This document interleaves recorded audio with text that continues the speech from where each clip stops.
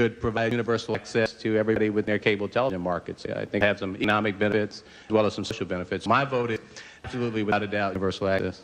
Mr. K, does it make a difference if you have universal access, or is it just a pie in the sky theory? No, I think as we have the last 100 years ago, we've had universal access to public libraries. It's something that all of the citizens of the country should amortize over the joint wealth. I think the most haunting image to me is a library I visited 20 years ago in the middle of a slum. It was free, but nobody was going into it. And so I think that information is one thing, and the will, the hope, the directions, the reasons for actually using it as elements of powers are what have to be worked on first. Although I think while we're at it, we should definitely make sure that everybody is enfranchised in the new sources of information. Mr. Kavner? Yeah, in the last panel, Steve Case, I think, made a very important observation that a lot of what we're talking about is allowing people to communicate with other people in new ways. And that when you think about universal access and what we have today in terms of today's communication system, I think we need to make sure that we bring forward into this new world where the communications with our eyes as well as our ears, the ability of all people to communicate, because what we're talking about is creating a new sense of community.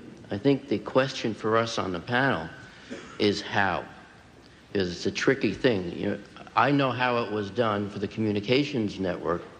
We had a regulated monopoly, and the government regulated the Bell system to see that everyone in America, no matter whether they lived on a farm or in an inner city or in a suburb, had access to lifeline type of services.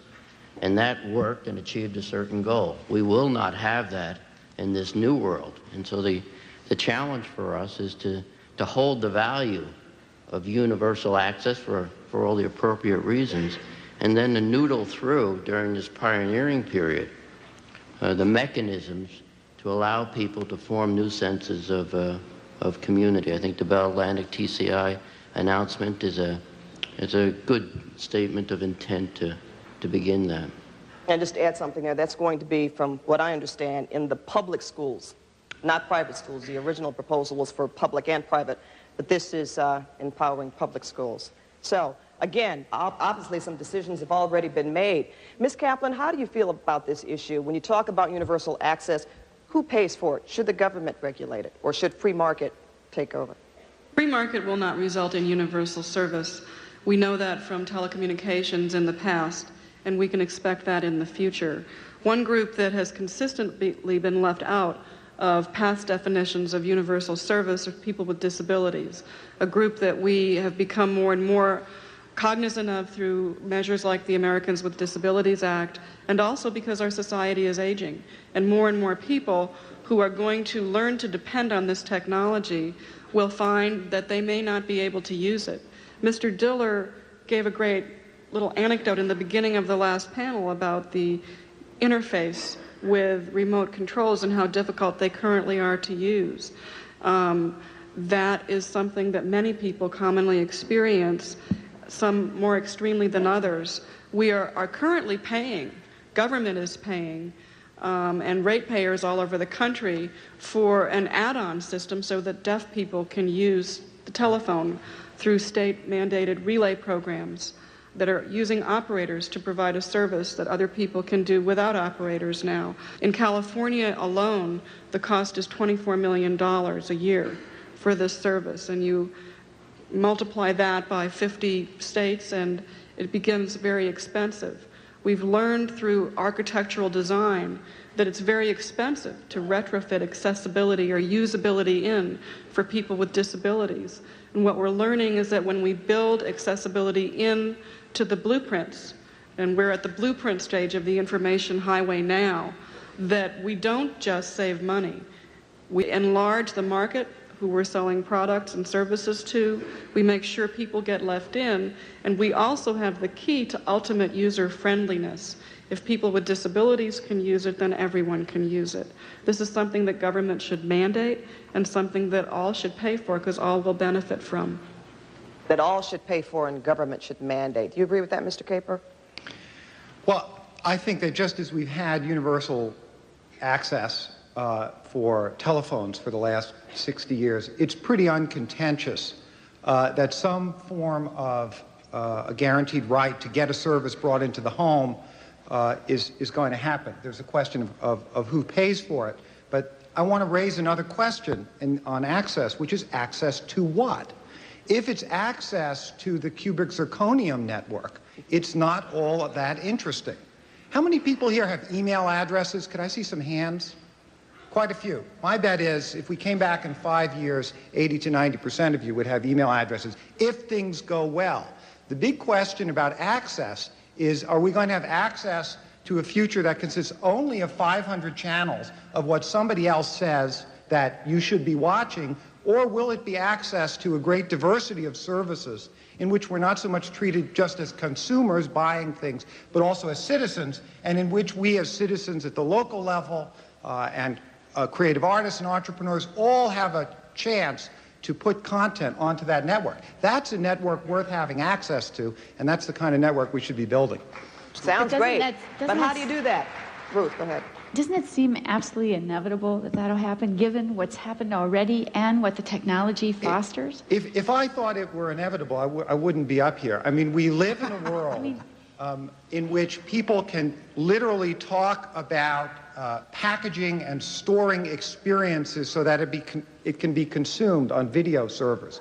I find that pretty frightening. I don't think experience is the sort of commodity that can be packaged like that. And to the extent that there's a mentality that winds up reducing everything to a least common denominator and to economics and to money and believes in pushing for mass audiences because that's the only kind of audience that's understood, that's very problematic. I'm neither an optimist nor a pessimist. I think we have control of the future to shape it in our hands, but we just can't sit back. But the possibilities are so in that direction. I mean, what the technology will allow us to do is to introduce people to subjects through video or conversation or images or, you know, conversation with a professor and facilitate that.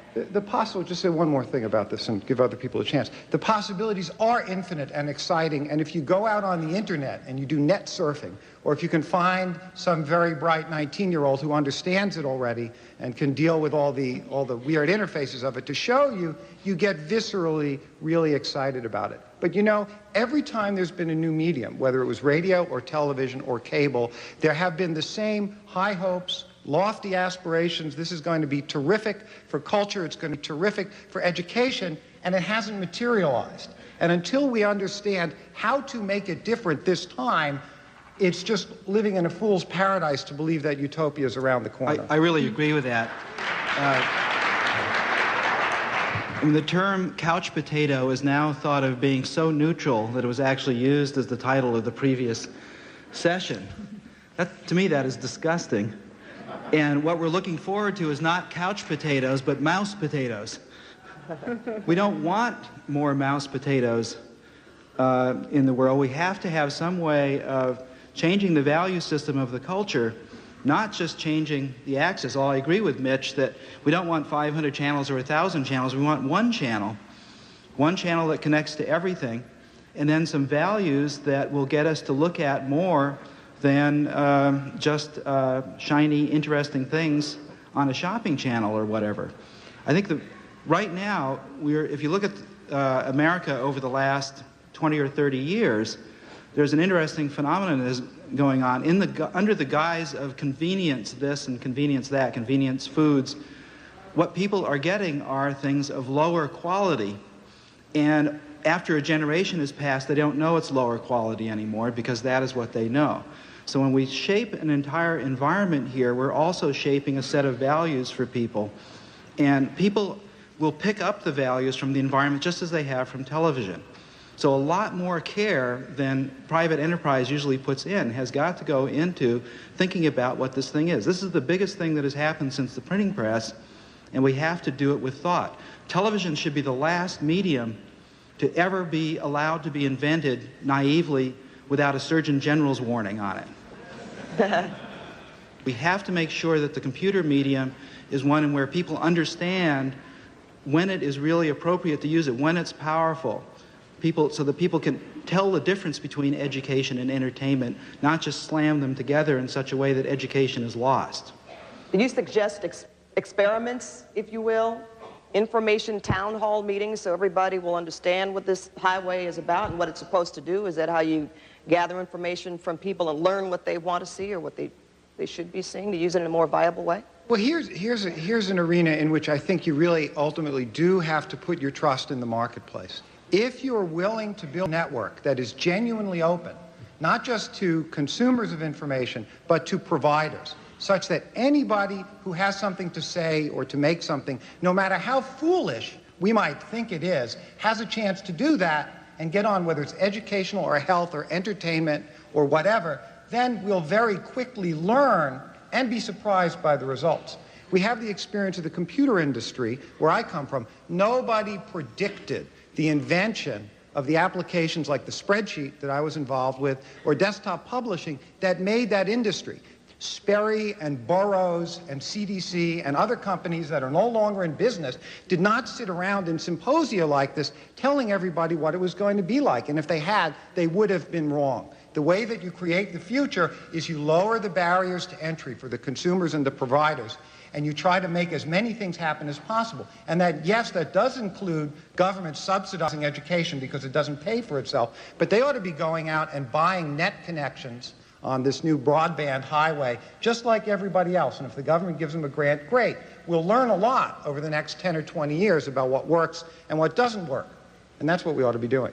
There are other major players in our society who need to be encouraged and incubated to become information providers. Government, nonprofit organizations. My organization is a nonprofit. We're not techies. We have our own bulletin board service that's on exhibit here, WIDNET.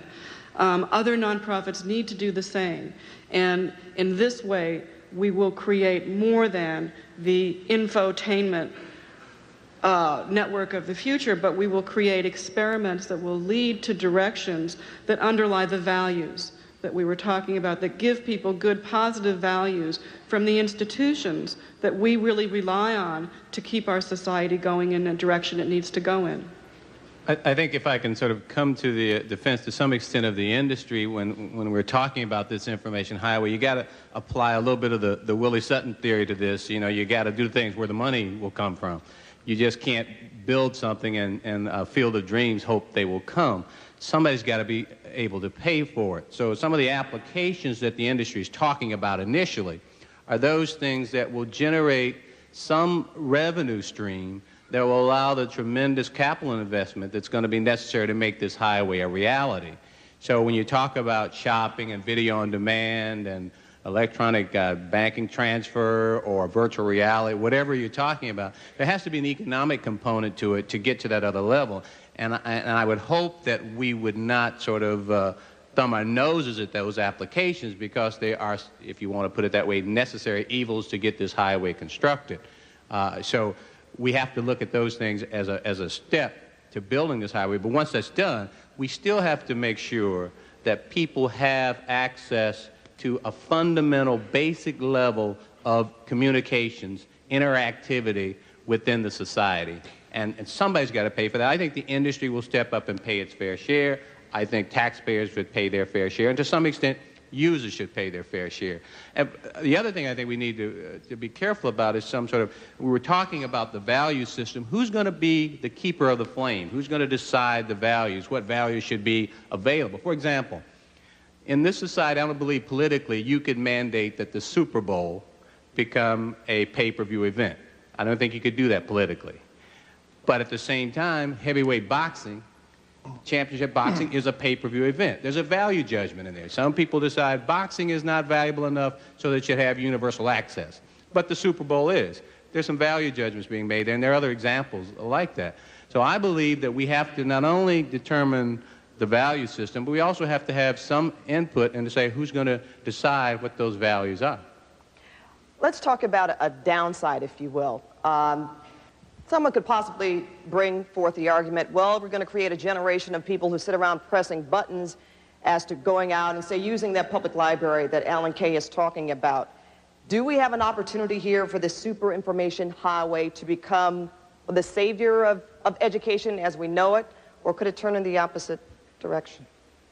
I mean, it sounds great for a student in Southern California to be able to read a book in the Library of Congress. Will that student do that? Is that going to improve education Well, I think for kids who need it? I think one of the ways of thinking about it, a different perspective, is if you remember, Socrates didn't like writing.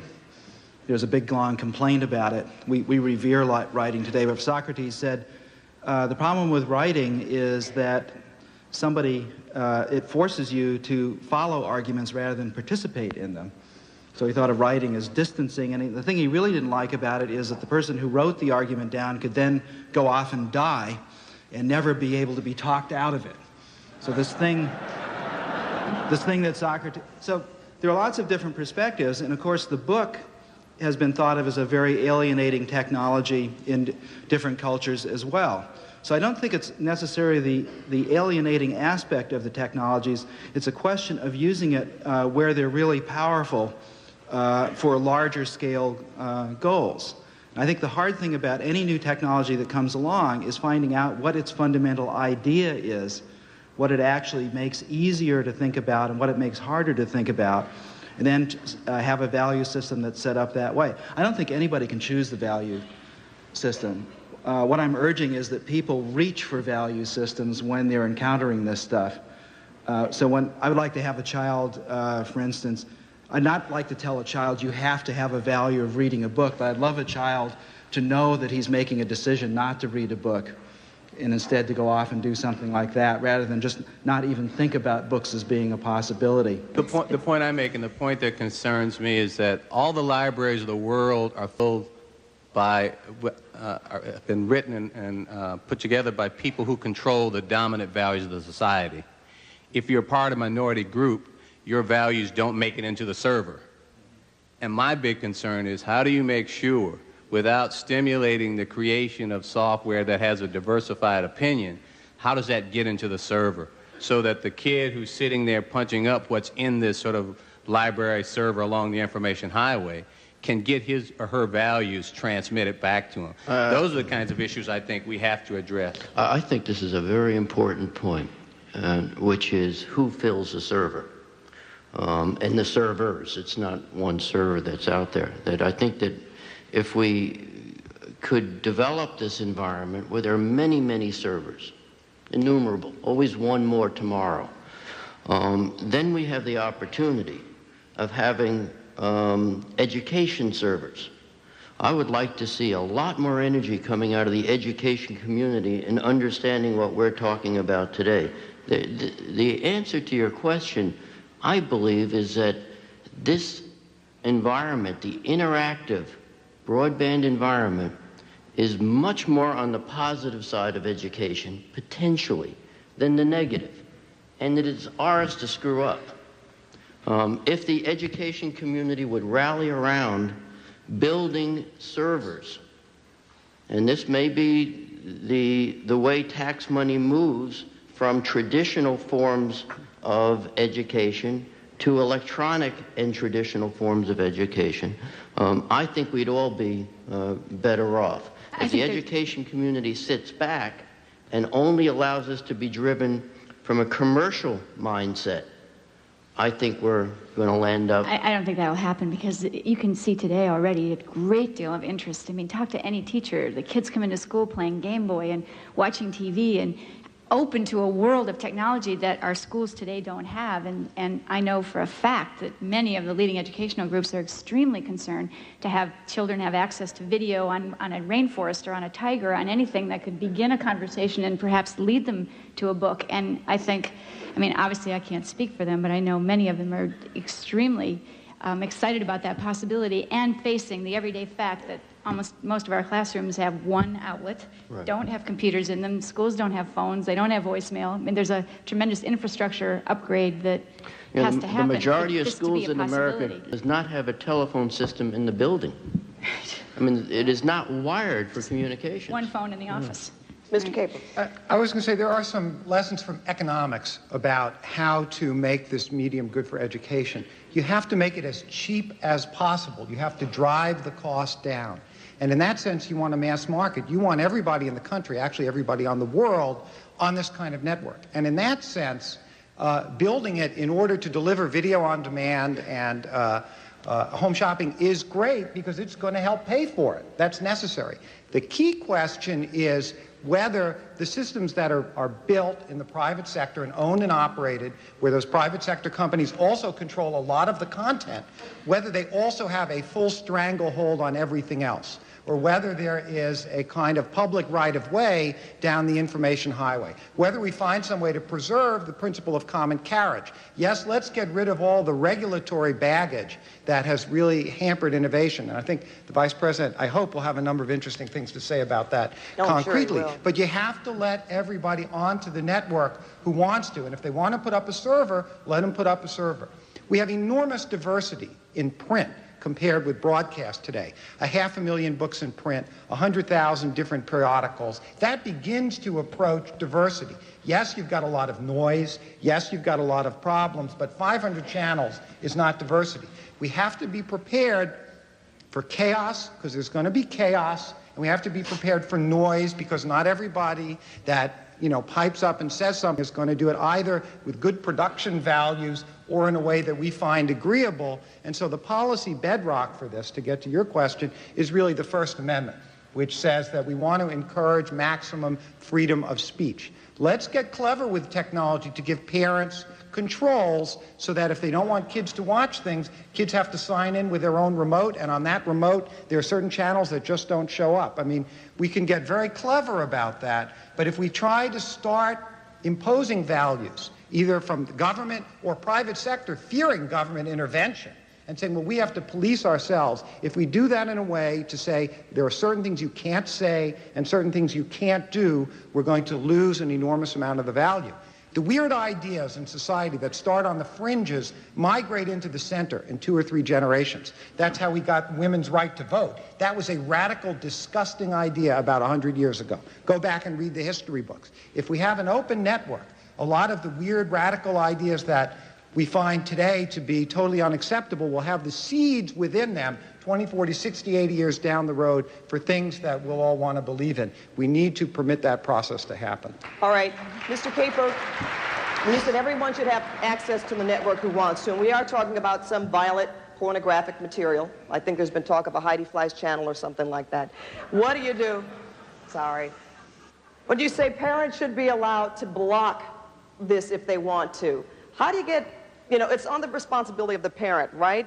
I can hear some people saying, how do you get everybody to do that? There's going to be some kid who's going to fall through the cracks and watch what he wants to anyway because the parent's not going to be. Should we worry about that? Kind of the original theory of the parent, isn't it? That they're supposed to be responsible. Maybe we should... Oh, certainly it is. But what I'm saying is that I think that in all of these areas we're talking about, including education, that no amount of technology injected into the home in any which way are going to make up for parents who are not interested in learning as a value. And so I think that one of the things that we have to be most careful about is, and again, here's where it sort of sticks in my throat, because I hate the idea of telling other people what they should do. On the other hand, I've seen for 25 years successful schools and unsuccessful schools that I work with, and the successful ones all have close involvement with the parents. It's a three-way consortium between the parent, the child, and the teacher and the school. Those three work together, and if they don't work together, the system, none of the other systems can make up for it. And I think the same thing has to be true with pornography or any of these other things that we may not like. The parents, it's part of the heritage of living in this country that the parents are supposed to have a strong say in how their children are to be raised. That's why we have so many school boards. We don't want to have a central association for running all the schools in the country. But in order for that to work, everybody has to take much more responsibility than they would in, say, a country like France, in which everything is run from Paris.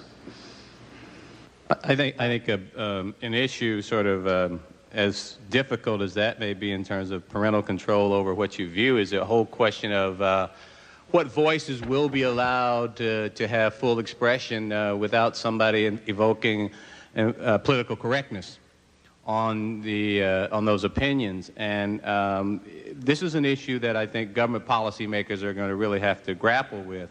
And I think the First Amendment is the basis on which you should make those kind of decisions. But it will be a big issue if the questions go to, should the Ku Klux Klan be allowed to go on this network and raise hundreds of millions of dollars spitting out what I believe to be hate and negative images. Vice versa, should groups that you would consider negative to women or homosexuals, whatever, be allowed access to this main superhighway, and should the cacophony of voices, no matter how negative or how bad, be allowed to be thrown out against the society. And I don't know how you make those kind of determinations. Maybe there's still the off button on the system. And then maybe they don't control the off button, so you can still turn it off. But those are things that we'll have to grapple with, and I can assure you that certain members of Congress will not want to vote for this kind of total First Amendment kind of expression, but it's an issue that I think is clearly going to be one that we'll have to wrestle with, privacy and a lot of other things that go along with that. Well, this is going to go the other way, though. It seemed to me that that Ku Klux Klan program is not going to be a broadcast program in this world. Someone's going to be saying, I want to access something. I want to connect. And I want to connect to other people who have that common interest. And I think that it's a dicier First Amendment issue going into this future. In the communications industry today, I think it is fairly clear that the First Amendment is totally protected in terms of what you can say on communications networks. Now that you put content in a communications network, should we as individuals of the society be able to access whatever we want? And I think that becomes much dicier. I hope so. I mean, I can't really, actually, we have a very strong First Amendment tradition in this country for a couple hundred years, mostly through the print medium. The last 50 years of broadcasting, because of spectrum scarcity, opening the door a crack to very intrusive government regulation of content vis-a-vis other media, that history with broadcast has been counter to the general support for freedom of expression. We don't really need the First Amendment for popular opinions. We need it for unpopular opinions. And as I was saying, today's unpopular opinion may be hateful in 50 years, or it may be the conventional wisdom. It's the nature of a democratic society to tolerate unpopular opinions. One of the advantages of going to an on-demand, user-controlled environment is that the stuff doesn't get in your face if you don't want to see it. It does lead, though, to potential problems of fragmentation, loss of a mass culture. If everybody is doing their own thing, do we believe in anything? And I think those are the sort of issues that we really need to be focusing on. But let's get the First Amendment in cyberspace, where it belongs. I don't think we can hold the country together by going rigid at any given point in time. We have to learn how to live with flexibility and change. This century, I think, has been, McLuhan said, this is the century in which change changed. So maybe we can't handle that extra gear that's going on. But I think that we have, as Mitch says, we have to have absolutely open access. We have to have choice, and we have to have a way for each individual and each family to block out the stuff that they don't want to see. But the whole issue of pornography and objectionable programming or speech is something that is predictable. A new medium comes along, and you have horror stories about kids getting into areas parents don't want them to get into, and then there's call for regulation and there's a call for clamping down. If we can predict those things, I think those companies who want to avoid over-regulation and who want to protect a freedom to be able to have a diversity of programming really need to be looking at what are the first kinds of programs and the first kinds of examples of what this technology will mean that they are putting out. It needs to be more than entertainment in order to create a vision of what the community will be that we will all be connecting. The companies really need to look at partnering, not just with other companies, but with government, with nonprofit organizations, to come up with shining examples that they can point to that aren't pornography and people writing hate messages to each other, but examples of the benefits that this technology and the information holds out to all segments of society, proactively with community groups now so that we all can participate in creating a vision of where this is going. The biggest problem that we all have is explaining to people who don't have an involvement in this area of what on earth we're talking about. And we're trying to avoid having these bad examples get thrust in our faces. You know, I have a question is will the builders of the superhighway, the information highway, have a public interest obligation over 90% of their capacity, 10% of their capacity? You know, how much of it will be contained in a public interest standard that the government will say, you are licensed to use this electronic magnetic spectrum, which is what we're ultimately talking about, whether you digitize it or analog it. You will be obligated to provide this much as public access. Now, on the public access, people can do what they will. You will control 90%, 50%, 60%, and therefore you have some editorial discretion over what you will let on this system or let into this server or let into this access system or not. And if you use the models that we've been working with in the past, and to some extent we have to build on what we know, I don't know how you're going to divvy up that role of responsibility. But can I just comment? Just a second, Mitch. Go ahead, Mr. Kevin. You want to go, Mitch? Thank you. The broadcast model is not the only model. Right. There's the telephone network. Right. The telephone companies don't care what you say. They don't look at it. They're not allowed to do that. In the new world, it's not like you've got scarce spectrum. You have virtually infinite bandwidth. And if you run out on one fiber, you can put in another fiber. There is no reason to allocate, to chop things up, to control things. Let people say what they will say and stand aside. The notion of public interest obligations doesn't work. We have a lot of history to show that it's a very well-intentioned idea, which does not work. On the contrary, figure out how to take common carriage, which is the right of the users of the system to control the content, to do their thing, strip it of all the regulatory baggage that gets in the way of innovation, stand back and make billions of dollars hauling people's traffic around. And by the way, you'll also be able to own some of your own content and make money off that if people watch it. That's the way to go. I was going to comment very, very similarly to Mitch. First, you know, I think the values that Deborah and Bob are expressing are important.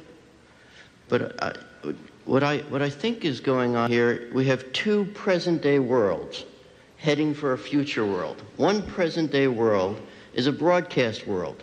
And if the model that is in your mind is a broadcast model that you propel into this future, I think you create you solve the wrong problem. I agree with Mitch. I think we're heading more towards a communications type of environment where the power goes to the individual. And then the problem we have that Deborah lays out is it's going to be the individual's choice to access whatever they want, to connect to any other human beings they want to, whether it is a common interest in gardening, whether it's a common interest in a political point of view, whether it's a common interest on some productivity or gaming or shopping or whatever. And we need to be very careful and delicate that those rights of the individual are maintained while we find the mechanisms to deploy the values that you know, I think you eloquently lay out are necessary. But we can learn from the history, especially of cable, and how cable was deployed. There were wonderful expectations that we would have lots of community programming, and we would have more than the commercially oriented programming that we have. But look at what happened. The community-oriented programming and public access was not produced with much money. Community groups were sort of given access to a studio and do what you want without the training and without the capability to put on programming that would be attractive, especially that could stand up to the more fancy produced, more commercially oriented programming. We need to invest, and maybe government needs to do this, although I think private businesses can do this as well, in sources of programming that come from the community, that enhance what government is trying to do, that enhance what the nonprofits I've been talking about are trying to do, and give them enough capability, enough know-how and production behind them to be able to compete and to be able to put something out there that people will be drawn to. Does anybody else want to comment on this subject? Because if not, I'm going to move on to something else. Just one more comment. Alan? I think part of the answer to that is the analogy to desktop publishing, which has changed what kind of thing you can put out. Of course, people have always been able to write, people can put up billboards, but desktop publishing actually allows you to make something that looks like a book that used to cost hundreds of thousands of dollars to make. And I think that is going to extend the development tools for allowing more people to make things like the professionals do is going to extend into this media. And I think the other capper on what Mitch is saying is that I was one of the original, one of many who helped design the ARPANET, which turned into the internet. And 25 years ago when we were doing it, the telephone was the model that we had, except of course we didn't want to be able to call to places but to people. But we just wanted to ship bits around. We didn't want to say what it was going to be or anything.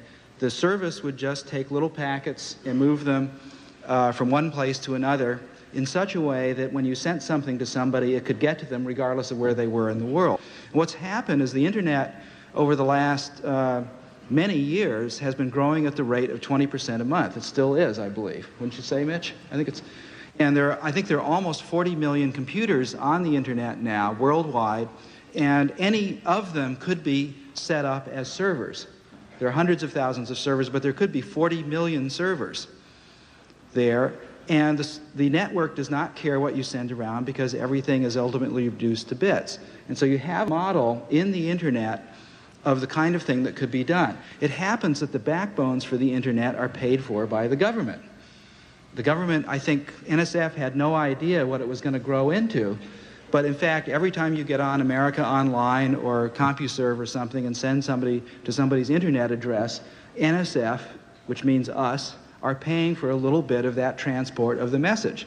That's how universal enfranchisement works on that thing. There's a guarantee that it will try and find any of the networks connected to it or people who are directly on it. So this is the network that has grown over the entire world without any planning at all. It was started off with something much more like the United States of America, with a constitution rather than a detailed plan. The Constitution governed how the thing grew over the years.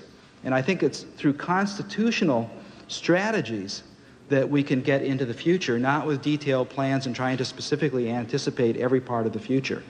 All right. Turning to something different, what happens when the super information highway moves to your neighborhood? In other words, we hear a lot of talk about video malls replacing brick malls. Is that likely to happen? Should people be concerned about losing jobs? Yeah, actually, a good company to be these days would be a company like UPS. If you look at the way Walmart is a tremendous success because it changed the balance of the interactions between the suppliers and the shippers and how things were going to be buffered in warehouses. UPS, which is already everywhere, or Federal Express, is in a position to be the major broker for getting small items to you through computer shopping, because they already are going by almost every house in America. And so the slightly better packing scheme in their cars, they could, in a very economical way, deal with small packages at very small cost. And so you have this interesting thing that these changes are not only electronic, but there's a whole set of logistics that you have to look at, and the strangest companies wind up looking like big players. They really aren't companies like Procter & Gamble because they don't have a way of distributing. It's really a company that can get the goods to you overnight that are going to be the biggest players in this, augmented by the electronic network. But that's where some of the possibility for attendant services and new employment possibilities might emerge. I mean, yes, maybe not as many people are ringing out the cash register at the local mall, but things like what you're saying, because people will invent all kinds of ways to bring new options instead of going out to your home. It's obvious, and they could be very exciting. See an expert tell you about this and then choose to buy it. But it also seems like there's some family kind of experiences, going together to eat a yogurt and wander into a bookstore, that aren't replaceable either, because they're physical and they're part of life too. I think another question is, probably even a bigger question is, will the neighborhood be there when the highway gets there? You know, It's not there now.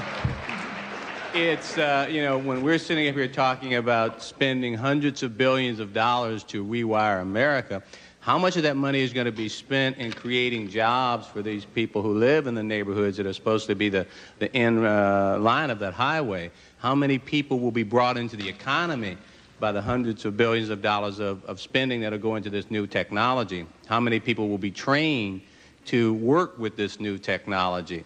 And I think, if anything, that this advisory committee that's advising on the information highway, and indeed the industry, should be looking at is, how can we, while we're building this highway, create the kind of jobs, create the kind of stability in families and in neighborhoods that will allow us to have customers at the end of the construction period. And that's got to be a major concern of what we're facing. That's why I think that the Bell Atlantic TCI sort of approach is an absolute strike in the right direction, because unless the people are there to be employed, to be consumers, to provide some level of security in the neighborhoods, you're not going to see that last mile get to the home. It's going to end up in Georgetown. It's not going to get over in Southeast Washington. And that'll be the last mile. And these are the kinds of things that you have to think of. I think that we should be experimenting with every kind of way we can on this information highway to see if it can help deal with some of the urban social problems. I don't know if it can or not, but just for example, this is sort of wild, but suppose that a parent could create a system where they could track where their kids are going to be at all times. You know, it sounds like you put them in prison and you put these little rings around their shoulder, around their hand, but perhaps that might be necessary today, where you can say, gee, I can look on the map, the kid tells me he's going over to his neighbor's house. I look at the system, he's not at the neighbor's house, he's down at the local club. I call him on his beeper and say, get your butt over to your neighbor's house. You know, maybe that's what you have to do to deal with some of the problems in the urban environment. But I'm for looking at everything, and I think this major shift in how we interact has to be addressed to fundamental social and societal problems today. Sounds like we have an opportunity to save the world here, right? Mitch? First of all, let's not sell any more utopias, because we're bound to be disappointed. The trick is, as Alan said, to figure out what this wonderful new medium is good at and what it's not good at, and maybe it is good at helping people figure out where they are. What I worry about, though, is to the extent to which people give up even further on their real face-to-face relationships with each other in favor of some new, even more powerful electronic form of addiction. I mean, we can go one of two ways. The way I see video games going, especially when you can do them over a network, where you have violent, sexualized violence, and what we see today is just a preview. You could just increase the amount of alienation in society and people's inability to see each other as people 100-fold through powerful technology. Or, and at its best, we can see seeds of this on the internet today, people are figuring out how to leverage a small amount of face-to-face contact over networks so that they are relating to people who have some common interest that they have, even though they're not geographically proximate, even though they form a community that is global in its scope, a kind of virtual community. We don't know very much about how to form those and how to keep those together and how to build on them, and I think that's actually should be a very important research agenda for social science, because to me that would be leveraging technology in a very positive way to help people be more human. If we become more machine-like because we're interacting with these machines, we all lose. If we can somehow delegate off to the machine the drudgery and leave ourselves so that, for instance, teachers stop being policemen and policewomen and can become mentors and guides because the computer is used to help with the facts, that would be a terrific outcome. Neither outcome is is written in any book or on any wall. We have to make it. If we sit back, then it's going to be letting somebody else make those decisions. But you know, there's a cartoon of two dogs sitting in front of a computer terminal, and one says to the other, you know, on the internet, nobody knows you're a dog. And behind that cartoon is the reality that because it's an interactive medium and people are already using the internet, people are communicating. One of the larger groups on the net are people with disabilities who tend to face a lot of obstacles and barriers to physically getting out and going places, and find the net to be a wonderful place not to be isolated and a wonderful place to connect with other people. That needs to be, that reality and promise needs to be transposed against the current reality, which is a lot of people not getting out and going anywhere, but being couch potatoes and sitting in front of the tube, which is not an interactive medium.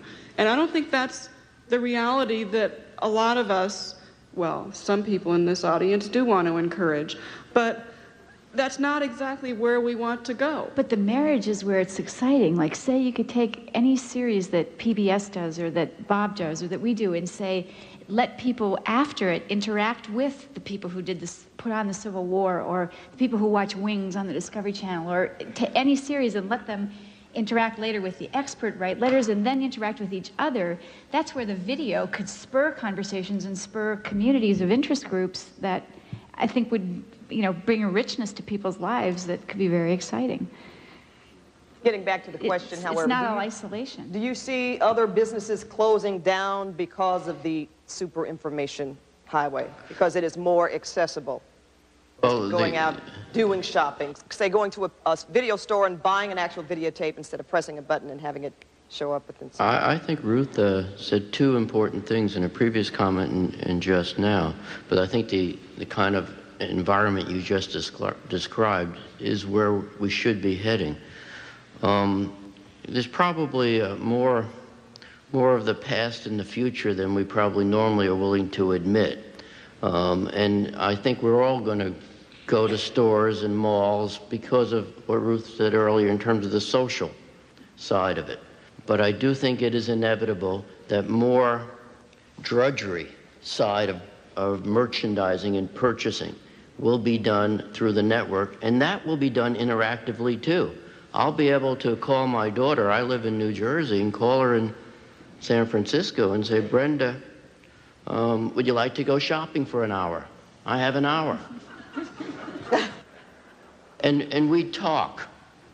We shop, we talk, whatever. That's going to happen. And maybe it's not my daughter Brenda, you know, maybe someone that Bob knows that I've never met, but we have a common interest at that moment.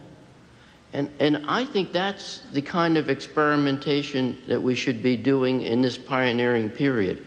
I also would just mention that no time in history has there been an open discussion about the next revolutionary change as what we're having now.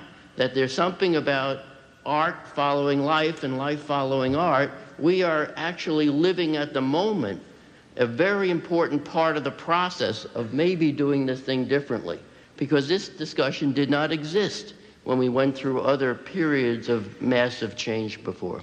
So there is, I think, some reason to be optimistic and yet be very cautious about it as well.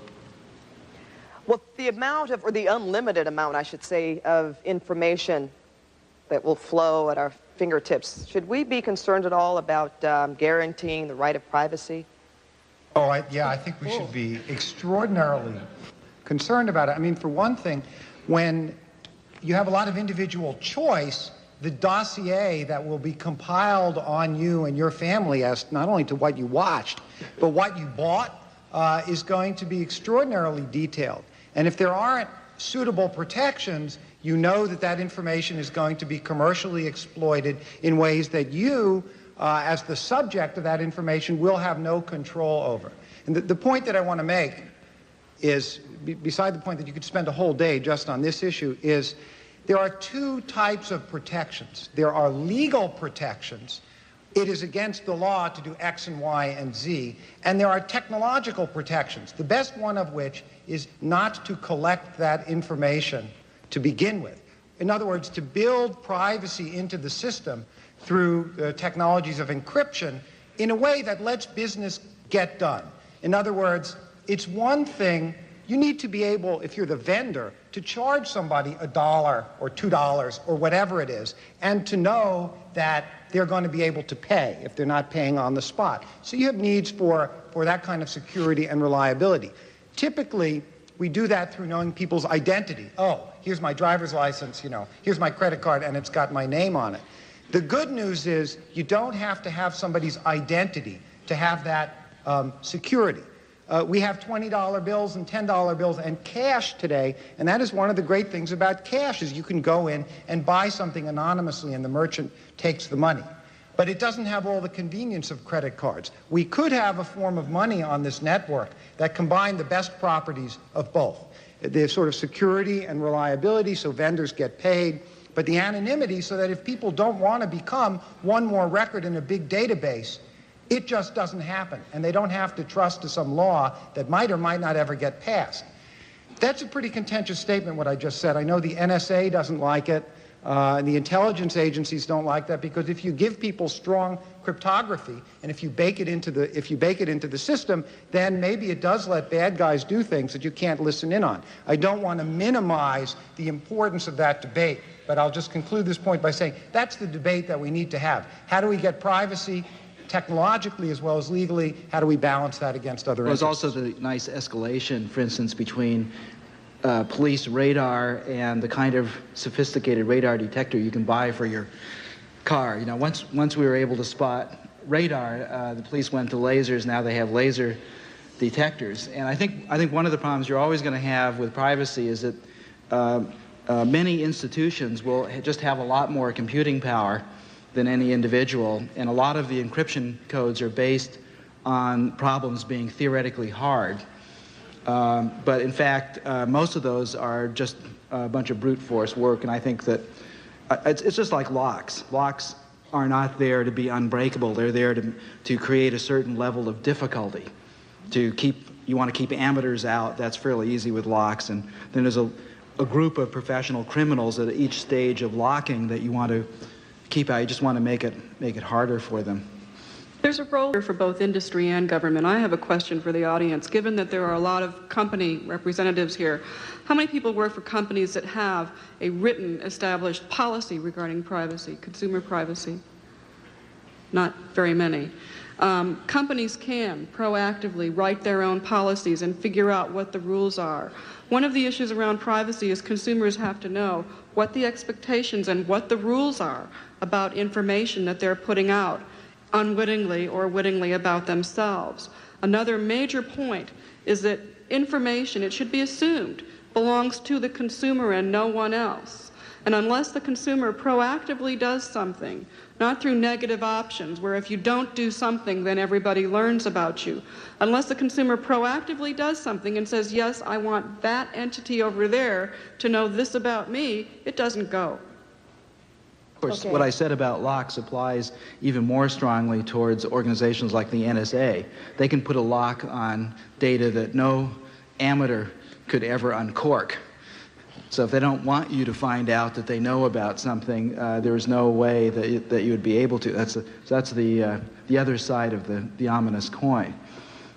We've got a lot of reaction. Oh, go ahead. You want to make another?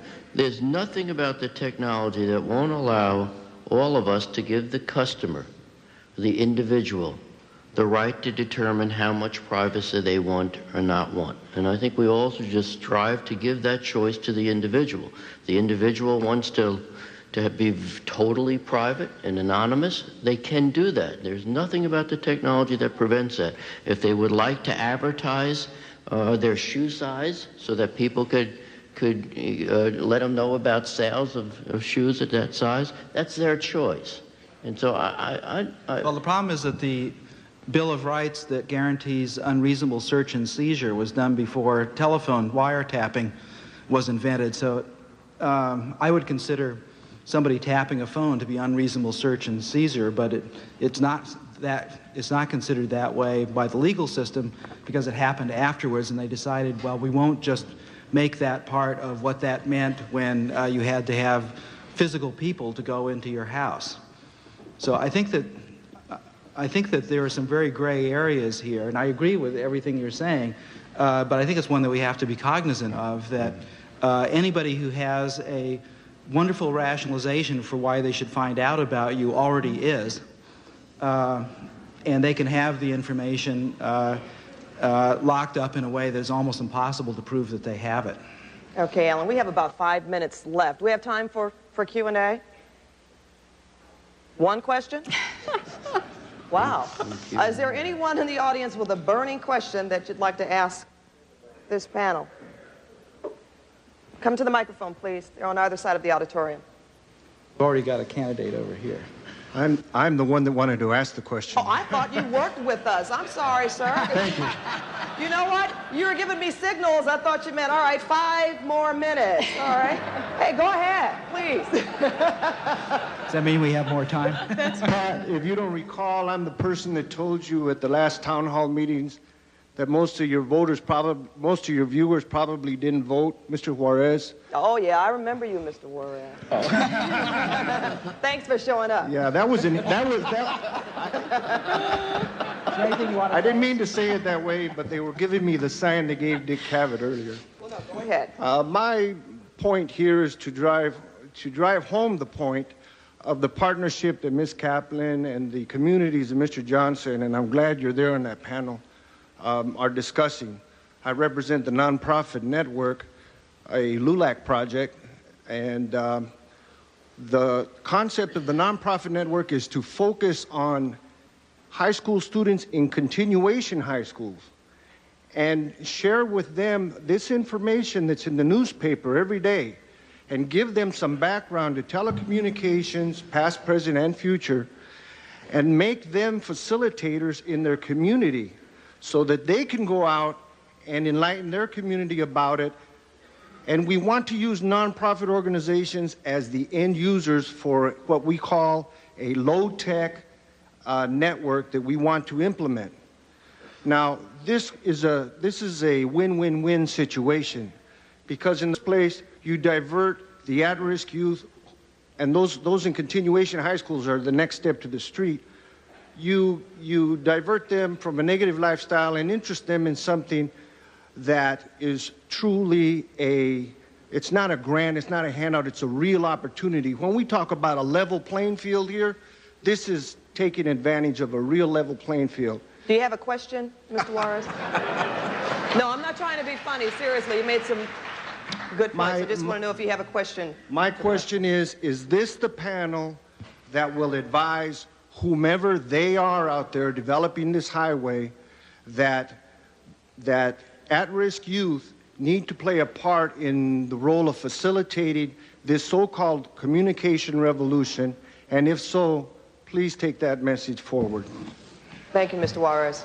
Robert? Yeah, I'm a member of the panel, and I think you're a member of the panel also. I am also. And then, so there are a lot of panel members up here. And I think you're absolutely right. I think if you trace, the concern I have is that if you trace the development of communications in this country, it has to be traced to the economic opportunities that are presented to certain different groups.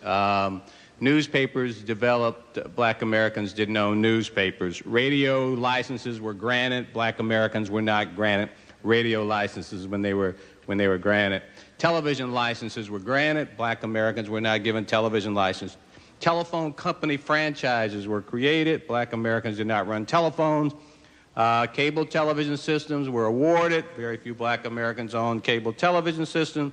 Now comes the information highway, PCN, PCS, information highway. I don't believe it'll be an absolute common carrier model. There will be strong ownership controls, simply because if we wanted a common carrier model, the government can build a common carrier like they build the highway, the real highway, the road highway. They're not going to do that. It's going to take private money. Private money is going to demand control and return on investment, as they should. Consequently, I think there has to be an effort made to ensure that diversity of ownership continues to go right along with diversity of ideas. Without diversity of ownership, you will not get diversity of ideas, I can assure you. So my pitch is that as a member of the advisory committee, universal access will be a mandate that I will push for, as well as diversification of ownership of the technology, ownership of the media, that will, I think, will stimulate the diversity of ideas that will get into the server, that will get back into the society, that will stimulate a greater communications and discourse in a democratic, pluralistic society. Thank you. Thank you, Robert. There's a young lady at this microphone. I'm a teacher. 85% of the teachers teaching today have no training in technology. If you think that library that people didn't go to because it was in the middle of some community where people couldn't read very much is bad, you should know that there are a lot of teachers who would love to do the technology, but it's very difficult because 95% of our time is spent in front of students. What can the industry help us do to become ready for this superhighway? Yeah, I've been waiting for that question all the panel time. I think it's the most important question there is about this stuff with regard to education after the values question. I worked with teachers for 25 years, and one things that is abundantly clear when you work with teachers is that they work like mad and they're busy all the time just prepping for their class. It's very, very difficult to help them in a couple of weeks in the summer get the kind of fluency that they need. In Japan, a teacher in Japan only teaches half the day. They have twice as many teachers per student as we do, and the other half of the day that all of the teachers who are not teaching learn about new things. So one of the things that we really have to do in reforming education, again, it's not so much a technological thing, it's a social thing, is to value the teacher's time of having to spend continuous on-the-job paid time learning about this new stuff. All right, I've been given a hard rap and don't want to impede on the Vice President's time. Thank you very much. It's been a pleasure to serve as a moderator for such an enlightened panel. Weren't they great?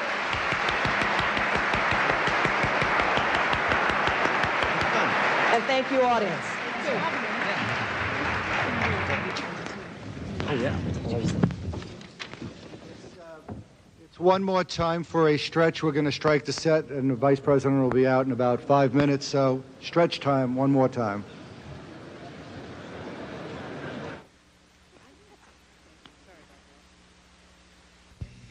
You're watching coverage of the day-long SuperHighway Summit held Tuesday at the University of California at Los Angeles.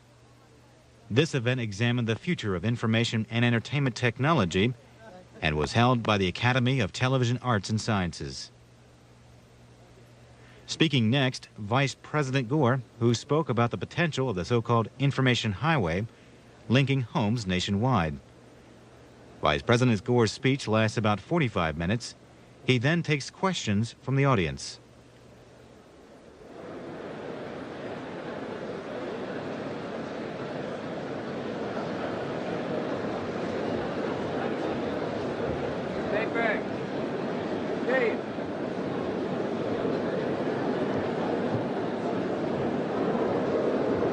Okay.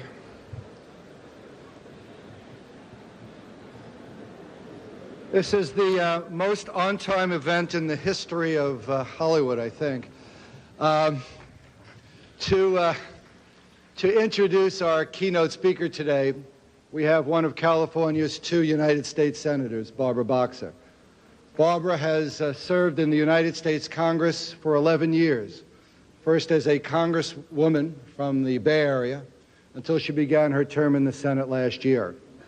She has spent her political career as an outspoken advocate of common sense and efficiency.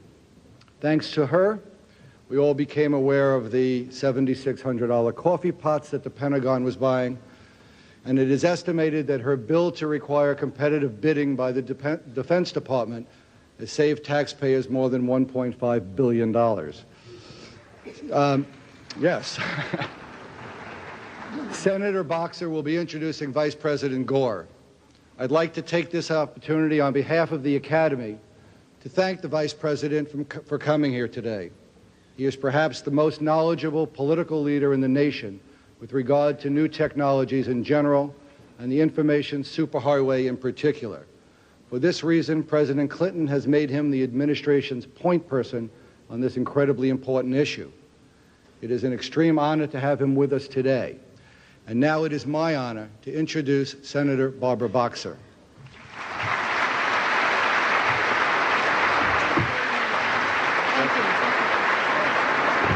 Thank you. It's so nice to be with you. I am glad somebody got this box. It would be like, remember when Queen Elizabeth spoke to the Congress and all you saw was this? That's the way it would have been. It's an eerie thought. Well, I really want to thank Richard Frank and the Academy for all of the work that they have done to put together this historical event, which is so crucial to California's future. And I want to thank our UCLA host, the Center for Communication Policy, and recognize the important work of its founders, Jeff Cowan and Jeff Cole. I think they deserve some praise.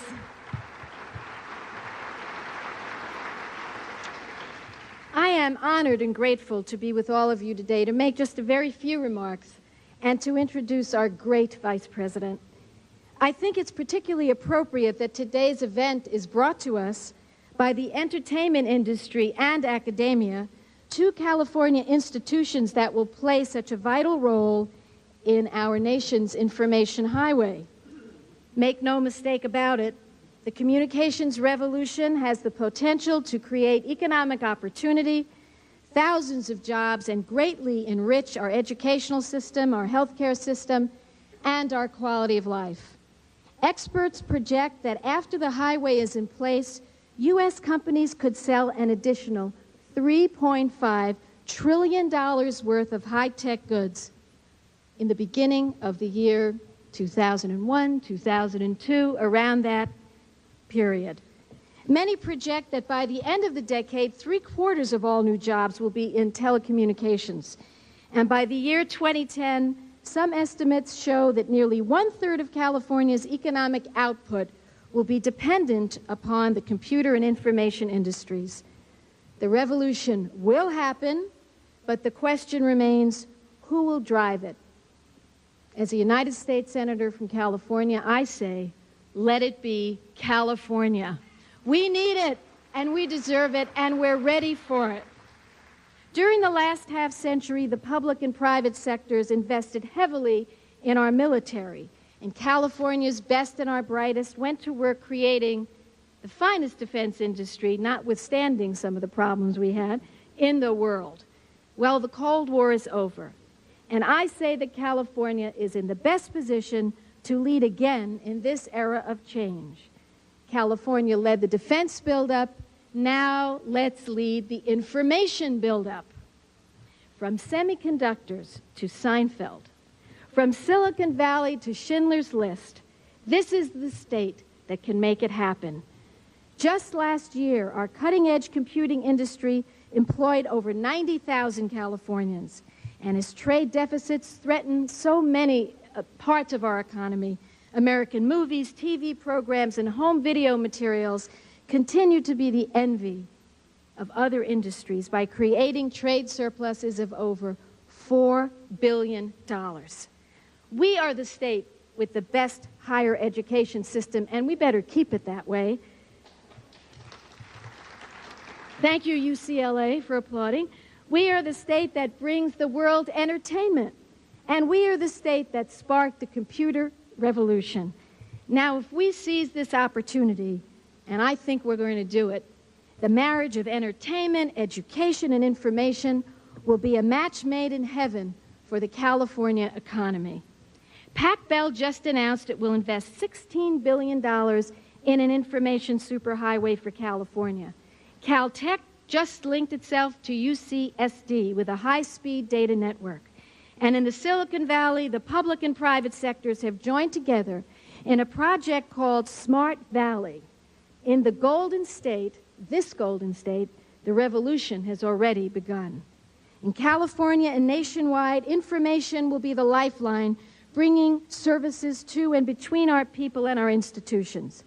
I pledge, as a United States Senator, to work with this great administration, with all of you, and with this nation's consumers to make sure that this superhighway increases access, protects privacy, and gives our business, our educators, our medical institutions, and our law enforcement officers the tools that they need to flourish in this new kind of global economy. And now I have a superb honor to introduce to you the Vice President of the United States. President Clinton, in his wisdom, has given Vice President Al Gore some of the most important assignments in the history of our republic. And with good reason, he brings a wealth of intelligence and experience to the job of Vice President. This is a man who is a nationally recognized leader on technology, a man who has spent most of his political career laying the policy bricks to build today's communication foundation. As a senator, Vice President Gore introduced and steered to passage the High Performance Computing Act, legislation that created a national high-speed computer network and increased the R&D of high-performance technologies. This important legislation is part of President Clinton's technology and economic initiative. As the Vice President of the United States, Al Gore is working overtime to ensure that government serves as a partner and not as an obstacle in this communications revolution. Ladies and gentlemen, without further ado, I am so very proud to introduce to you and to welcome to California the Vice President of the United States of America, Al Gore.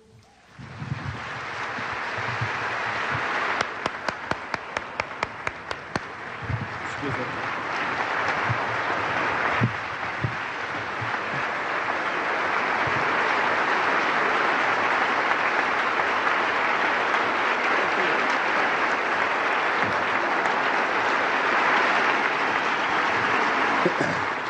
Thank you very much, Barbara. It's a great privilege to be able to work with Barbara Boxer. We work together in the House of Representatives, and we have been great friends for a long time, and she does an outstanding job for this state. She is tireless and determined and really does a super job. Along with Dianne Feinstein, she makes up one of the most effective and best teams in the Senate that any state in our union has. I want to acknowledge also Congressman Howard Berman, who I'm told is here. I haven't had a chance to visit with everyone beforehand, so there may be others I should acknowledge, and I apologize if I've missed someone. I also want to thank Rich Frank, President of the Academy, for his help in arranging this and making this tremendous gathering possible, and Andrea Rich, Vice Chancellor of UCLA, for her hospitality and help. Let me also acknowledge some of the administration officials who are here. The chairman of the FCC, Reed Hunt, technically not, I said administration official, part of the chairman of the independent FCC, and Dan Golden, director of the, that's not supposed to be a laugh line, I guarantee you. And the director of NASA, Dan Golden, who is, and NASA is not independent of the administration. He does a great job and is from California, from the business community here. And Larry Irving, the Assistant Secretary of Commerce, who is playing such a key role in our task force and has been doing an outstanding job. Well, this is quite an event, and let me begin by saying that it is great to be here at the Television Academy today. I feel as if I have a lot in common with those of you who are members of the Academy. I was on Letterman. I write my own lines. I'm still waiting for residuals. At first, I thought that Letterman show could lead to a whole new image, maybe a new career.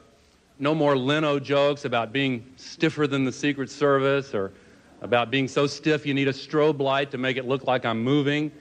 I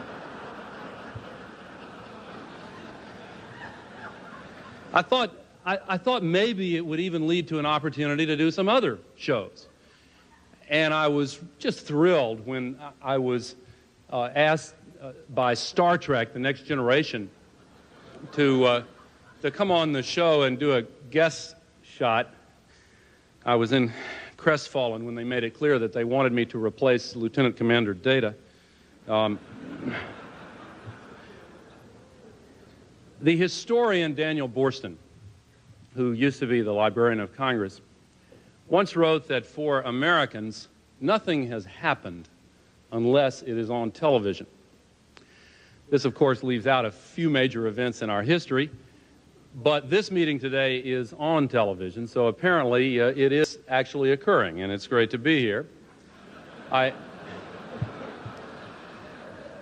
join you to outline not only this administration's vision of the national information infrastructure, but our proposals for creating it. Last month in Washington, I set forth some of the principles behind our vision. Today, I'll talk about the legislative package necessary to ensure the creation of national infrastructure in a manner which will connect and empower the citizens of this country through broadband interactive communication. We've all become used to stumbling over cliches in our efforts to describe the enormity of the change that is now underway and the incredible speed with which it is taking place. Often we call it a revolution, the digital revolution. And speaking of stumbling over cliches, I often used to use the analogy to automobiles, saying that if cars had advanced as rapidly as computer chips over the last few years, a Rolls-Royce would go 1,000,000 miles per hour and cost only 25 cents. That is, I used to use it until I used it at a meeting of computer experts, and one of them spoke up and said, yeah, but the Rolls-Royce would be about 1 millimeter long. In any event, what we have been seeing with this incredible pace of change, especially in the last decade, really is amazing. But even this change is nothing compared to what will happen in the decade ahead. The word revolution by no means overstates the case. But this revolution is based on traditions that go far back in our history.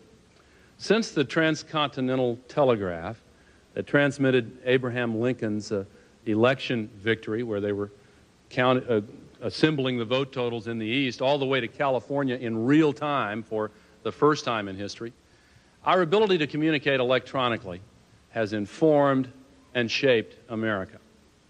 It was only a year before that election that the Pony Express was the talk of the nation, able to send a message across our nation in 7 days. Of course, the next year it was, of course, out of business. Today's technology has now made possible a global community united by instantaneous information and analysis. Protesters at the Berlin Wall communicated with their followers through CNN news broadcasts. The fax machine connected us with demonstrators in Tiananmen Square. And so it's worth remembering that while we talk about this digital revolution as if it's about to happen, in many places it is already underway, even in the White House. Let me give you an example. The day after the inauguration, I was astonished to see how relatively primitive the White House communications system was. President Clinton and I took a tour and found operators actually having to pull cords for each call that came in and plug them into the right jack in order to complete the connection. It reminded me of the switchboard used by Ernestine, that wonderful character created by Lily Tomlin. And there were actually phones like these, straight from the White House. They're still there. We have made some progress. They're only in the press room now.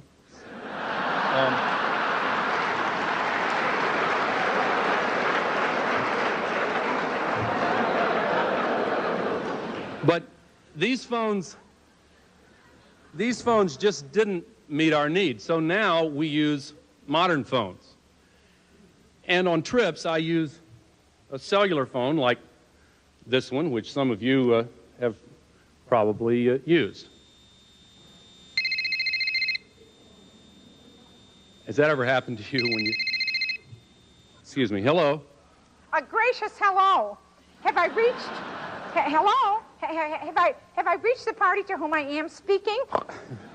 I'm not sure. This is the Vice President. The Vice President. Al Gore. Al Gore? Al Gore, little Albert? Oh, my goodness, this is Ernestine, the operator. My wires must have got crossed. I was trying to reach the Vice President of AT&T. That's a little company I work for sometimes. Well, he may be here somewhere, but perhaps I can help you. I'm sure you can help me. Oh, Mr. Vice President. Thank you. I think maybe you can help me after all. I'm so glad that I have this time with you. I must admit that I have been somewhat a technophobe. Me and my switchboard have been codependent.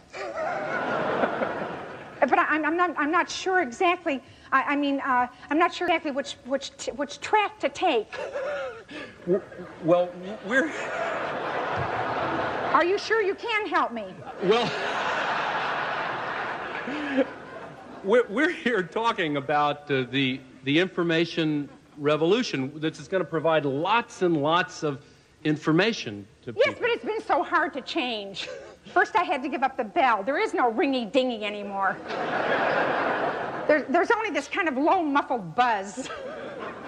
And I never see a repairman anymore. That's the part I really miss.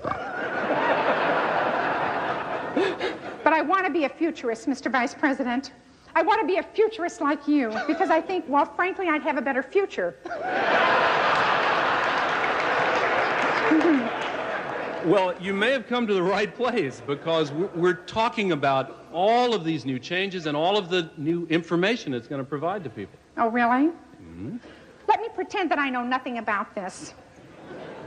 See if this is an accurate description. Is it kind of like billions and billions of tiny little Baco bits of valuable information strewn in every direction across that great salad bar in cyberspace? Is that it? That's close. No, does that sound more like your local Sizzler? Well, you've got the part about the bits, right. It does involve lots of bits. You know, but what I really want to know is who's going to connect those bits? Is it going to be the electronically elite, or is it going to be all of us, the people? Well, as a matter of fact, that's also one of the things we're talking about here, and we're trying to design it in a way that will help the people and will help you, Ernestine. Me? You're not counting me as one of the people, are you?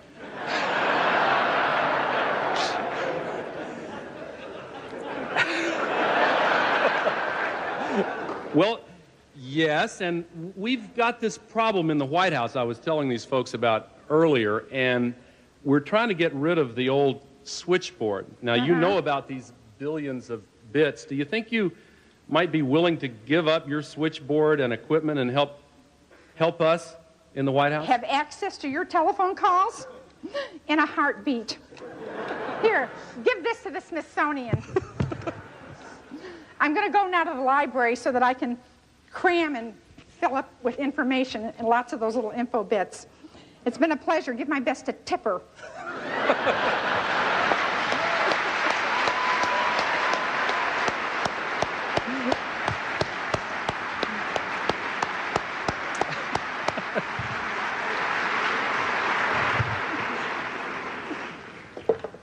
She is terrific.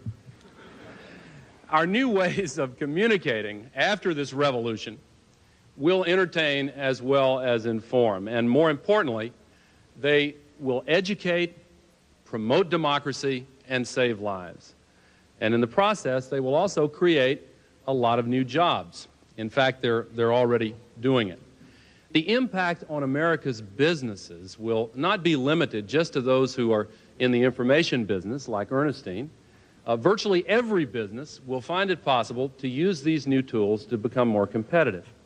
And by taking the lead and quickly employing these new information technologies, America's businesses will gain enormous advantages in the worldwide marketplace. And that is important because if America is to prosper, we must be able to manufacture goods within our borders and sell them not just in Tennessee, but Tokyo, not just in Los Angeles, but Latin America. Last month when I was in Central Asia, the president of Kyrgyzstan told me his 8-year-old son came to him and said, "Father, I have to learn English." "But why?" President Akayev asked. "Because, Father, the computer speaks English." Well, by now we're becoming familiar with the ability of the new communications technologies to transcend international boundaries and bring our world closer together. But many of you are now in the process of transcending other old boundaries, the boundary lines which have long defined different sectors of the information industry. The speed with which these boundaries are eroding is quite dramatic. I'm reminded of an idea of Stephen Hawking, the British physicist. Hawking has Lou Gehrig's disease, but thanks to information technology, he can still communicate not only with his students and colleagues, but with millions around the world. Incidentally, I read the other day that his voice box has an American accent because it was developed here in California. Anyway, in that American accent, Hawking has speculated about a distant future when the universe stops expanding and begins to contract. Eventually, all matter comes colliding together in what he calls the Big Crunch, which many scientists say could then be followed by another Big Bang, a universe expanding outward once again. Our current information industries, cable, local telephone, long-distance telephone, television, film, computers, and others, seem headed for a big crunch, big bang of their own. The space between these diverse functions is rapidly shrinking, between computers and televisions, for example, or between interactive communication and video. But after the next big bang and the ensuing expansion of the information business, the new marketplace will no longer be divided along current sectoral lines. There may not be cable companies or phone companies or computer companies as such. Everyone will be in the bit business, and I don't mean the Baco bit business. The functions provided will define the marketplace. There will be information conduits, information providers, information appliances, and information consumers. That's the future. It's easy to see where we need to go. It's hard to see how we get there from here. When faced with the enormity and complexity of the transition, some retreat to the view best enunciated years ago by Yogi Berra when he said, "What we have here is an insurmountable opportunity." Not long ago, this transition did seem too formidable to contemplate, but that is no longer the case, because a remarkable consensus has now emerged throughout our country, in business, in public interest groups, and in government.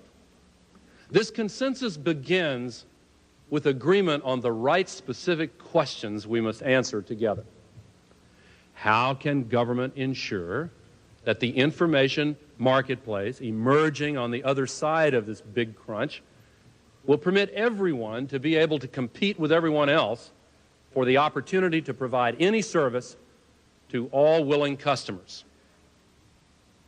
Next, how can we ensure that this new marketplace reaches the entire nation? And then, how can we ensure that it fulfills the enormous promise of education, economic growth, and job creation? Today, I'll provide our administration's answers to those questions. But before I do, let me state my firm belief that legislative and regulatory action alone will not get us where we need to be. This administration argued in our national performance review last year that government often acts best when it sets clear goals, acts as a catalyst for the national teamwork required to achieve them, and then lets the private and nonprofit sectors move the ball downfield. It was in that spirit that then Governor Clinton and I, campaigning for the White House in 1992, set as a vital national goal linking every classroom in every school in the United States to the national information infrastructure. It was in this same spirit that less than a month ago I pointed out that when it comes to telecommunications services, schools are the most impoverished institutions in our society. And that has to change. And so I have been pleased that so many companies participating in the communications revolution are now talking about voluntarily providing free access to the NII for every classroom in their service areas. And I would like to take the opportunity today to congratulate two companies, Bell Atlantic and TCI, for their joint announcement yesterday in which they both individually committed to do just that. That's leadership from the private sector.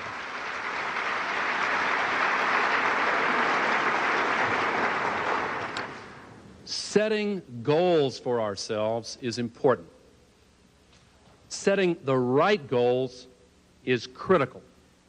So let me be clear here today in articulating what I believe is one of the most important goals for all of us to agree to at this meeting.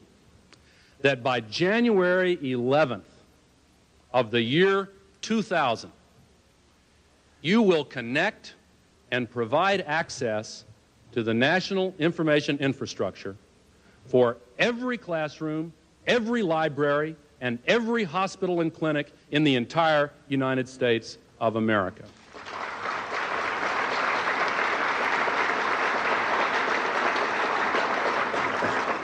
I challenge all of the CEOs who are on the panel and in the audience during the CEO Summit at the end of the day to make this commitment at the conclusion of your meeting. And then to challenge in turn the CEOs of every other company in your industries to accept and help us meet this goal. If you will make this commitment today, our administration will issue the same challenge to state regulators, governors, mayors, school boards, teachers, librarians, hospital administrators, and citizens throughout this country. By meeting this challenge, we can realize the full potential of the information revolution to educate, to save lives, provide access to health care, and lower medical costs. Our nation can and must meet this challenge. The best way to do it is by working together. Just as communications industries are moving to the unified information marketplace of the future, so must we move from the traditional adversarial relationship between business and government to a more productive relationship based on consensus. We must build a new model of public-private cooperation that, if properly pursued, can bring great benefits to the American people and avoid the huge transaction costs which are often associated with the old adversarial approach. But make no mistake about it, one way or another, we will meet this goal. The American people want it, industry supports it, our future demands it. It is one of the principal reasons we are moving this year on national telecommunications reform. As I announced last month, we will shortly introduce a legislative package that aggressively confronts the most pressing telecommunications issues and is based on 5 principles. This administration will encourage private investment, provide and protect competition, provide open access to the network, take action to avoid creating a society of information haves and have-nots, and encourage flexible and responsive governmental action. Many of you have our white paper today outlining the bill in detail. If you did not get your copy, it's available on the internet right now. Let me run through the highlights with you briefly and talk about how they grow out of our 5 principles. We begin with 2 of our basic principles, the need for private investment and fair competition. The nation needs private investment to complete the construction of the national information infrastructure. And competition is the single most critical means of encouraging that private investment. I referred earlier to the use of the telegraph to bring the news here to California in 1960 of Abraham Lincoln's election. Congress had funded Samuel Morse's first demonstration project for the telegraph in 1844. Morse then suggested to the Congress that a national system be built by the government. But Congress said no and insisted that private investment be used to build that information infrastructure, and that's what happened, to the great and continuing competitive advantage of our country to this day. Today, we must choose competition again and protect it against both suffocating regulation on the one hand and unfettered monopolies on the other. To understand why competition is so important, we need only recall what has happened since the breakup of AT&T 10 years ago this month. As recently as 1987, AT&T was still projecting that it would take until the year 2010 to convert 95% of its long-distance network to digital technology. Then it became pressed by the competition, and as a result, AT&T made its network virtually 100% digital by the end of 1991. Meanwhile, over the last decade, the price of interstate long-distance service for the average residential customer declined over 50%. Now it's time to take the next step. We must open the local telephone exchanges, those wires and switches that link homes and offices to the local telephone companies. The pressure of competition on the information superhighway will be great, and it will drive continuing advancements in technology, quality, and cost. Incidentally, when I first coined the phrase information superhighway 15 years ago, I was not prepared for some of the unusual images it would ultimately bring into our language. For example, one businessman made this point I'm making here about competition and the pressure of competition when he told me last week that his company was accelerating its investments in new technology to avoid ending up as roadkill on the information superhighway. And just this week I received a letter from a group of companies wanting to be allowed to compete, who complained that they were scared of being parked at the curb on the information superhighway. In any event, to take one example of what competition means, cable companies, electric utilities, and long-distance companies must be free to offer two-way communications and local telephone service. To accomplish this goal, our legislative package will establish a federal standard that permits entry to the local telephone markets. Moreover, the FCC will be authorized to reduce regulation for telecommunications carriers that lack market power. We expect open competition to bring lower prices and better services. But let me be clear, we insist upon safeguards to ensure that new corporate freedoms will not be translated into sudden and unjustified rate increases for telephone customers. The advancement of competition will necessarily require more opportunity as well for the regional bell operating companies. Current restrictions on their operations are themselves the legacy of the breakup of AT&T and must now be re-examined. The administration endorses the basic principles of the Brooks-Dingle bill, which proposes a framework for allowing long-distance and local telephone companies to compete against each other. Regulation and review of this framework should be transferred from the courts to the Department of Justice and the Federal Communications Commission. This process of change must be carefully calibrated. We must make sure that the regional bells will not be able to use their present monopoly positions as unfair leverage into new lines of business. That is why the administration supports the approach of the Brooks-Dingle provision that requires the approval of the Department of Justice and the FCC before the regional bells may provide inter-exchange services, most notably in long distance. In working with Congress, the administration will explore the creation of incentives for the regional bells.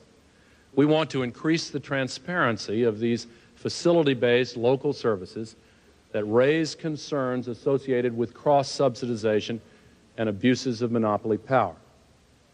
Our view of the entry of small local telephone companies, or local telephone companies generally, into cable television also balances the advantages of competition against the possibility of competitive abuse.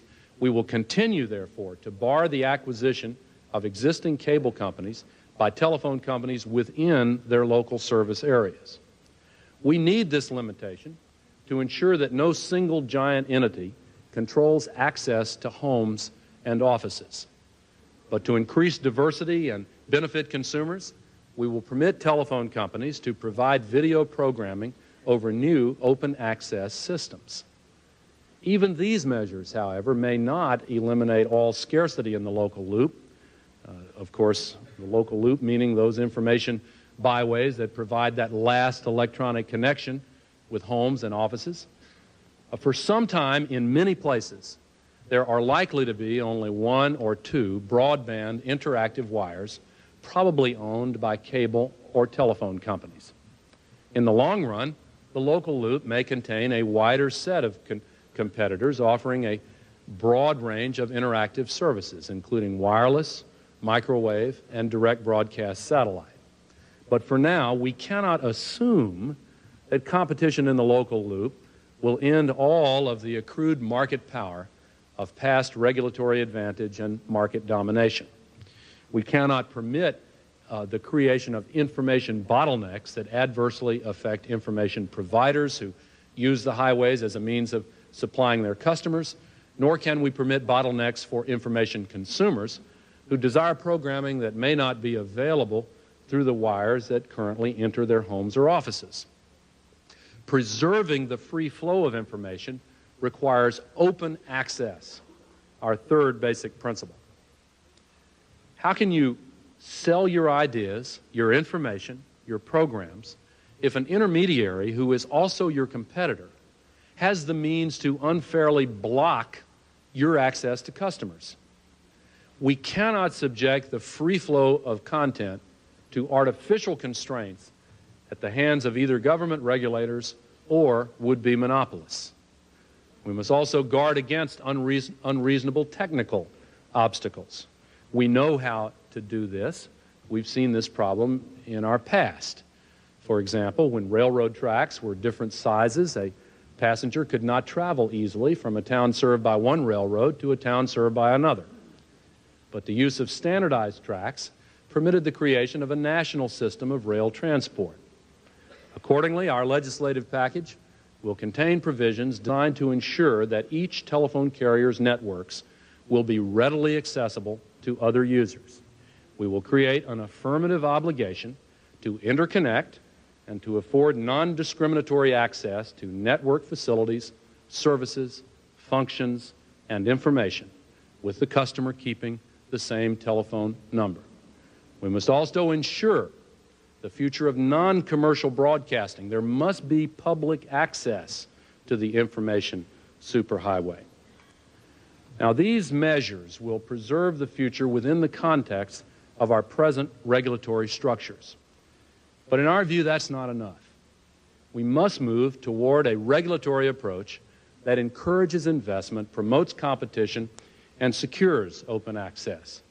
And one that's not just a patchwork quilt of old approaches, but is instead a new approach that promotes fair competition in the future.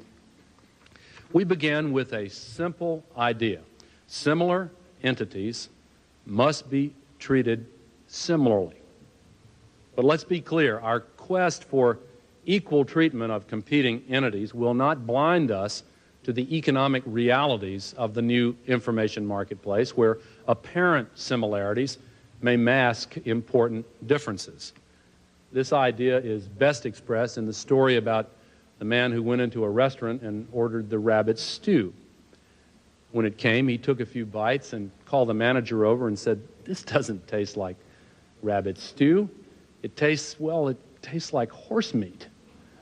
The manager was embarrassed, and he admitted that he had run out of rabbit, and he said, "Well, I did put some horse meat in it." The guy said, "Well, how much horse meat did you put in it? He said, the manager said, well, it's equally divided. Customer said, well, what do you mean equally divided? He said, well, one rabbit and one horse. Maybe the lesson is obvious. A startup local telephone company isn't the same as a Baby Bell. What we favor is genuine regulatory symmetry. That means that regulation must be based on the services that are offered and the ability to compete, not on corporate identity, regulatory history, or technological process. For example, our legislative package will grant the Federal Communications Commission the future authority under appropriate conditions to impose non-discriminatory access requirements on cable companies. As cable and telephone service become harder and harder to distinguish, this provision will help to ensure that labels derived from past regulatory structures are not translated into inadvertent and unfair competitive advantages. As different services are grouped within a single corporate structure, we must ensure that these new combined entities are not caught in a crossfire of conflicting and duplicative regulatory burdens and standards. This administration will not let existing regulatory structures impede or distort the evolution of the communications industry. In the information marketplace of the future, we will obtain our goals of investment, competition, and open access only if regulation matches the marketplace. That requires a flexible, adaptable regulatory regime that encourages the widespread provision of broadband, interactive digital services. That's why the administration proposes the creation of an alternative regulatory regime that is unified as well as symmetrical. Our new regime would not be mandatory, but it would be available to providers of broadband interactive services. Such companies could elect to be regulated under the current provisions of the Communications Act or under a new title, Title VII, that would harmonize those provisions in order to provide a single system of regulation. These Title VII companies would be able to avoid the danger of conflicting or duplicative regulatory burdens. But in return, they would provide their services and access to their facilities to others on a non-discriminatory basis. The nation would thus be assured that these companies would provide open access to information providers and consumers and the benefits of competition, including lower prices and higher quality services to their customers. This new method itself illustrates one of our 5 principles, that government must be flexible. Our proposals for symmetrical and ultimately unified regulation demonstrate how we will initiate government action that furthers our substantive principles, but that adapts and disappears as the need for government intervention changes or ends.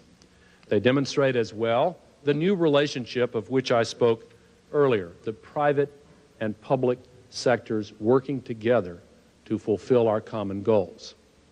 The principles that I have described thus far will build an open and free information marketplace.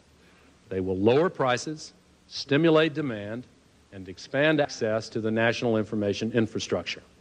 They will, in other words, help to attain our final basic principle, avoiding a society of information haves and have-nots.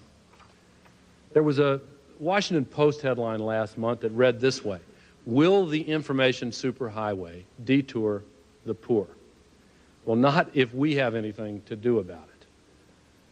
Our administration believes that it is basic to require that all be served. After all, governmental action to ensure universal service has been part of American history since the days of Ben Franklin's post office. We will have in our legislative package a strong mandate to ensure universal service in the future, and I want to explain why. We have become an information-rich society. Almost 100% of households have radio and television, and about 94% have telephone service. 3/4 of all households have a VCR. About 60% now have cable, and roughly 30% of households have personal computers. As the information infrastructure expands in breadth and depth, so too will our understanding of the services that are deemed essential. This is not a matter of guaranteeing the right to play video games. It is a matter of guaranteeing access to essential services. We cannot tolerate, nor in the long run can this nation afford, a society in which some children become fully educated and others do not.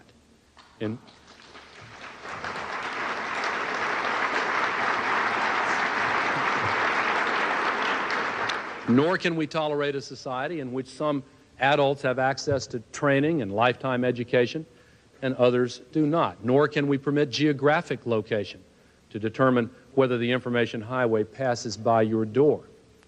I've spoken often about a vision of a school child in my hometown of Carthage, Tennessee, being able to come home after school and turn on her computer and plug into the Library of Congress. Carthage is a small town. Its population is only about 2,000. So let me emphasize the point.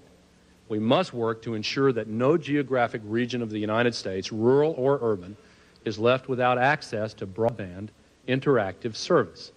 So yes, we support opening the local telephone exchange to competition, but we will not permit the dismantling of our present national networks. Now, all this won't be easy. It is critically important, therefore, that all carriers must be obliged to contribute on an equitable and competitively neutral basis to the preservation and advancement of universal service. The responsibility to design specific measures to achieve these aims will be delegated to the Federal Communications Commission and, of course, to the states. But where the FCC is concerned, their actions will be required in the legislation. They have the flexibility, and it will be carefully defined. But our basic goal is simple. There will be universal service. That definition will evolve as technology and the infrastructure advance. And the FCC, and we're confident the states as well, will get the job done. Reforming our communications laws is only one element of the administration's NII agenda. We'll be working hard to invest in critical information infrastructure technologies. We'll promote applications of the NII in areas such as scientific research, energy efficiency, and advanced manufacturing. We'll work to deliver government services more efficiently. We'll also update our policies to make sure that privacy and copyright are protected in the networked world. We'll help law enforcement agencies thwart criminals and terrorists who might use advanced telecommunications to commit crimes. And the administration is working with industry to develop the new technologies needed for the Information Infrastructure Initiative. I've been working as well with the First Lady's Healthcare Task Force and former Surgeon General C. Everett Koop and others to develop ways we can use networks to improve the quality of health care. Beginning this month, we are concentrating first of all on the legislative package that I outlined earlier. We haven't invented all of the ideas that it contains. Representatives Dingell and Brooks, Markey and Fields, Boucher and Oxley, and Senators Hollings, Inouye, and Danforth have all focused on these issues in constructive ways. In many ways, our legislative goals reflect or complement their work. We expect to introduce our legislative package in short order and to work with Congress to ensure speedy passage this year of a bill that will stand the test of time. Our efforts are not, of course, confined only to government. The people in this room and the private sector in general symbolize the importance of private enterprise. Our economic future will depend in a real sense on your ability to grasp opportunity and turn it into concrete achievement. As we move into the new era, we must never lose sight of our heritage of innovation and entrepreneurship. In some ways, we appreciate that heritage more when we see countries that don't have it. Last month in Russia, I had a chance again to see close up a country that tried to hold back the information age, a country that used to put armed guards in front of copying machines, In a way, I guess we should be grateful they did that. It helped to strengthen the desire and courage of the Russian people to bring about the end of communism. My hope now is that Central and Eastern Europe and all the states of the former Soviet Union can use technology and the free market to build democracy and not thwart it. And my hope is that America, born in revolution, can lead the way in this new peaceful world revolution. So let's work on it together. A few months ago, Toni Morrison won the Nobel Prize for Literature. It was a proud and signal moment for this country, recognition of an African-American woman who has communicated insight and narrative power to readers all over the world. In her acceptance speech, Toni Morrison used one version of an old story, a parable really, to make an interesting point. It was about a blind old woman renowned for her wisdom and a boy who decided to try to play a trick on her. He captured a small bird, cupped it in his hands, and said to her, "Old woman, is this bird alive or dead?" If she said dead, he planned to set it free and prove her wrong. If she said alive, he planned to quickly crush its life away and prove her wrong. She thought a moment and said, "The answer is in your hands." Her point is that the future of language is in our hands, or put more broadly, the future of communications. As we prepare to enter the new millennium, we are learning a new language. It will be the lingua franca of the new era. It is made up of ones and zeros, and bits and bytes. But as we master it, as we bring the digital revolution into our homes and schools, we will be able to communicate ideas and information, in fact, entire Toni Morrison novels, with an ease never before thought possible. And so we meet today on common ground, not to predict the future, but to make firm the arrangements for its arrival. Let us master and develop this new language together. The future really is in our hands. Thank you. Thank you.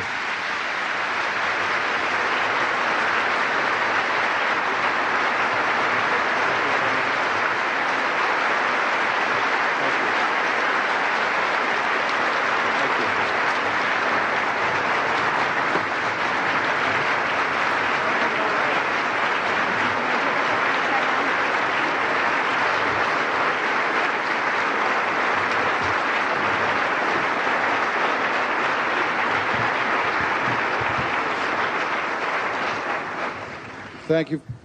Are we on here? Yes. Thank you very much. That's, I think, given us a lot to think about and quite an aggressive agenda. The Vice President has agreed to...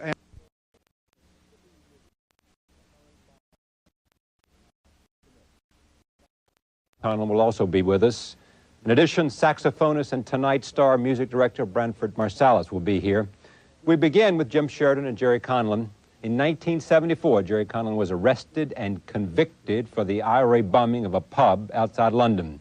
His father and several members of his family were also convicted as part of the bombing conspiracy. None were members of the IRA, and authorities had virtually no evidence against them. After 15 years in prison, Conlon was proved innocent. Jim Sheridan, the Oscar-nominated director of My Left Foot, adapted Conlon's memoir In the Name of the Father for the screen. It stars Daniel Day-Lewis and Emma Thompson, and we're pleased to have Gerry and Jim with us to talk about this film that's gotten a lot of praise at Oscar time. Welcome. Great to have you here. Thank you. Thank you. Good to have you. Tell me why you say that this is more of a film about a father and a son than about injustice. Well, when the script came to me, it came from a friend of mine, Terry George, who was asked to originally write a screenplay by Gabriel Byrne, who's the executive producer on the film.